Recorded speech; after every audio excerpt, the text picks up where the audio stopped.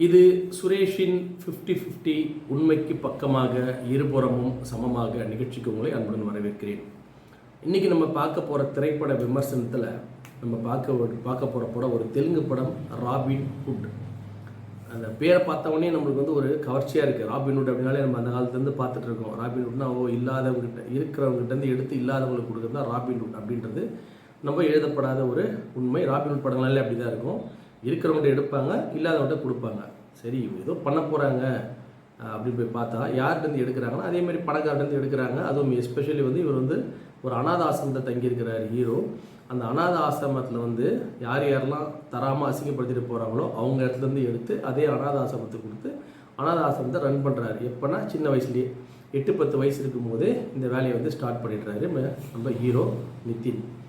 சரி, இந்த படம் வந்து வேறு மாதிரி போகும், ஏதோ ஒன்று நடக்கும் அப்படின்னு சொல்லிட்டு நம்மளும் சரி நுனி சீட்டில் உட்காந்துட்டு நானும் பண்ணுவாங்கன்னு சொல்லி பார்த்தா படம் ஃபுல்லாக எதுவுமே பண்ணலை. நம்மளுக்கு கழுத்தத்தை தவிர வேறு எதையுமே அவங்க பண்ணலை. இப்போ இருக்கிற தெலுங்கு படங்கள்லாம் வேறு கட்டத்தில் உயர்ந்து போயிட்டு இருக்கும்போது நம்ம புஷ்பா பட தயாரிப்பாளர் மைத்ரி மூவி மேக்கர்ஸ் நம்ம நித்தினை வச்சு இந்த படம் எடுத்துருக்கிறாங்க. அவங்க வந்து நஷ்டக்கணக்கு காட்டுறதா இந்த படம் எடுத்திருப்பாங்கன்றது என்னுடைய கணக்கு. சரி, இனிவே நம்ம வந்து யாரையும் குறை சொல்கிறதுக்காக இந்த ப்ரோக்ராம் நடத்தலை. இது என்ன இருக்குது என்ன இல்லைன்னு பார்ப்போம்.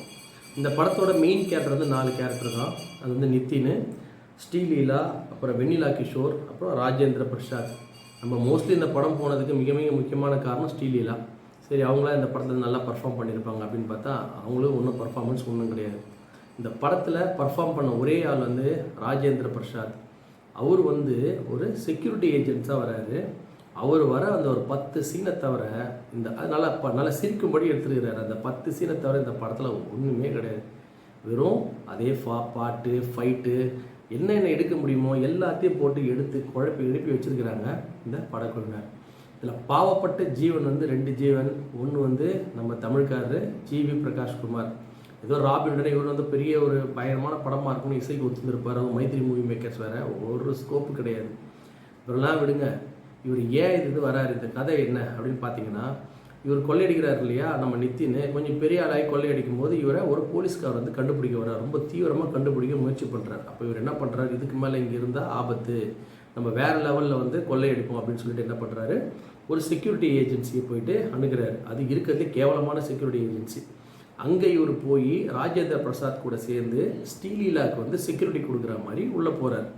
உள்ளே போனால் ஸ்ரீலீலா வந்து அவங்க தாத்தா லால் அவரை காப்பாற்றுறதுக்காக அவங்க ஒரு கிராமத்துக்கு போகிறாங்க. அந்த கிராமத்தில் கஞ்சா விற்பனை பண்ணுறவர் ஒரு பெரிய மாபெரும் எல்லா மக்களையும் மடக்கடி வச்சுக்கிறாரு. யாருமே ஒரு விட்டு வெளில அனுப்ப மாட்டார். அவங்க கூட போகிற இந்த நம்ம தலைவர் நித்தின் வந்து என்ன பண்ணுறாரு, ராஜேந்திர பிரசாத், ஸ்ரீலீலா 3 பேரும் சேர்ந்து அவங்க உண்மையாக செக்யூரிட்டி கொடுத்தது வந்து ஸ்ரீலீலா கிடையாது, அந்த லாலுக்கு தான் அவர் காப்பாற்ற தான் இந்த ஸ்ரீலீலாவோட சேர்ந்து அந்த ஊருக்கு போகிறாரு அப்படின்றது கிளைமேக்ஸில் தெரியுது. ஏன் இந்த லாலை காப்பாற்ற முயற்சி பண்ணார் அப்படின்றது படத்தோட மீதி கதை. விட்டுருங்க அதை சும்மா, அதுக்கும் நம்ம இதுக்கும் சம்மந்தமே 2 சம்மந்தமே கிடையாது. அது ஒரு பக்கம் போகும், கதை ஒரு பக்கம் போகும், இவங்க ஒரு பக்கம் போயிட்டுருப்பாங்க. இந்த படத்தில் வந்து எல்லாம் சரி போனதெல்லாம் போயிட்டு போகுதுனால கடைசியில் பார்த்தா நம்ம ஆஸ்திரேலியன் கிரிக்கெட்டர் டேவிட் வார்னர் வந்து உள்ளார இறக்கிட்டு இருக்கிறாங்க.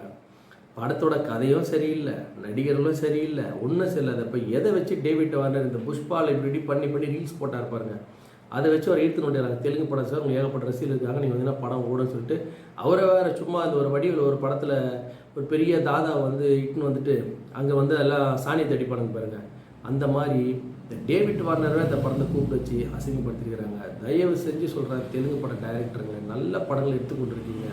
இந்த மாதிரியான ஒரு அது நீங்கள் வந்து கமர்ஷியல் படம் எடுக்கலாம், தப்பு கிடையாது. கமர்ஷியல் படமே வந்து இன்னும் நல்லபடியாக எடுக்கலாம். இந்த மாதிரி படம் எடுத்து அந்த தெலுங்கு படத்தினுடைய தரத்தை வந்து குறைக்காமல் நல்ல படமாக இருங்க. இப்போ மக்கள் வந்து எல்லாருமே வந்து எல்லா படங்களையும் பார்க்க தயாராக இருக்கிறாங்க. நீங்கள் நல்ல படங்களை கொடுத்து மேலும் ரசிகர்களை உற்சாகப்படுத்துங்க. இந்த மாதிரி படத்தை என்கரேஜ் பண்ணவே முடியாது.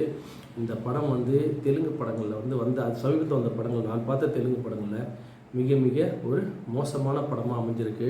அதுக்கு வந்து நம்ம டைரக்டர் வந்து வெங்கி குருமலா வந்து கொஞ்சம் அடுத்த தடவை இன்னும் நல்லபடியாக எடுக்க ட்ரை பண்ணுங்கள். இந்த படம் சுத்தமாக சரியில்லை.